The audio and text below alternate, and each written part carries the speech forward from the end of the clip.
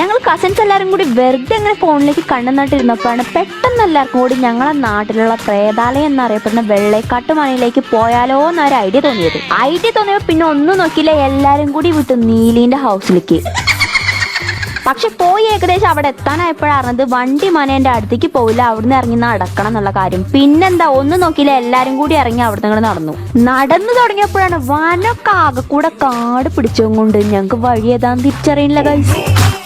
പിന്നെ ഞങ്ങൾ പണ്ടേ ഒറ്റയ്ക്ക് വഴി വെട്ടി വന്നവരായത് കൊണ്ട് ബാക്കി വഴിയും കൂടി ഞങ്ങൾ അങ്ങോട്ട് വെട്ടിയുണ്ടാക്കി മനയുടെ അടുത്തേക്ക് എത്തി. അവിടെ എത്തിപ്പെട്ടതിന് ശേഷമാണ് ഞങ്ങൾ വേറൊരു ഇമ്പോർട്ടന്റ് കാര്യം ഓർത്തത്. അതെന്താണോ, ഈയിടെ ഞങ്ങളെ നാട്ടിൽ പുലി ഇറങ്ങി പിടിച്ചതൊക്കെ ഈ ഏരിയന്റെ ഒക്കെ അടുത്തുനിന്നാണല്ലോ എന്നുള്ളൊരു കാര്യം.